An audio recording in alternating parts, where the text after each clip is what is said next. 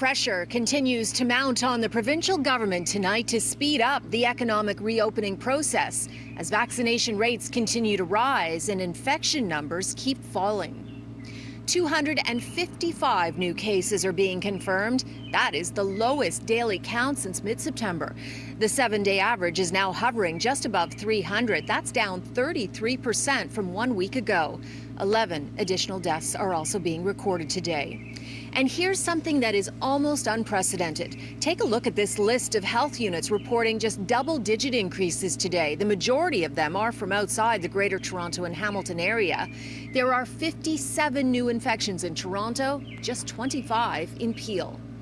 And a new vaccination record was set yesterday with 227,000 needles going into arms.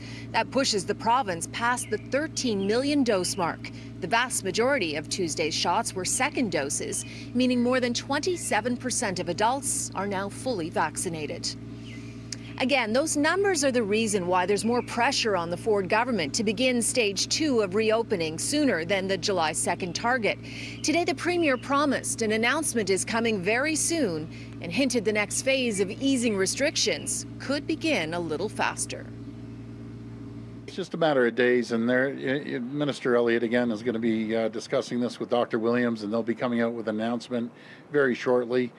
This is all due to the vaccinations going extremely well. The government's plan to reopen Ontario is largely based on hitting vaccination targets, and the province has blown past them, not only for stage 2, but for stage 3 as well, which calls for 70 to 80% of adults to have 1 dose and 25% to be fully vaccinated. As of today, more than 27% have had 2 doses. When asked, the Premier didn't deny the government is looking at starting phase 2 2 days early on June 30th. Just before the July long weekend. We'll be talking to Cabinet, but we'll also be speaking with Dr. Williams, as I said earlier, and Minister Elliott's in conversations with the health table, and we'll get their advice, and then we're going to get moving as soon as possible.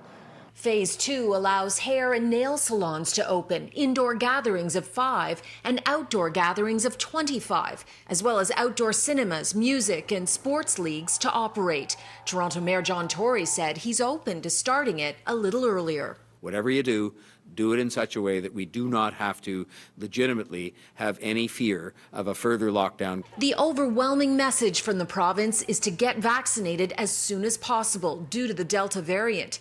But it could also mean more freedom to return to a pre-pandemic life. Here's what the minister in charge of tourism said when asked if people will have to be fully vaccinated if they want to go to a big event.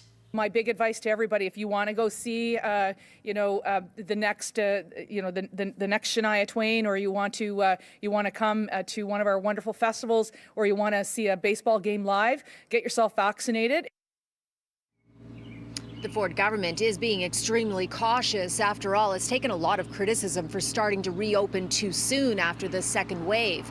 But other provinces, Alberta for example, are opening faster. It's lifting almost all restrictions on Canada Day. And with Ontario's COVID numbers looking good, it adds more pressure on Doug Ford.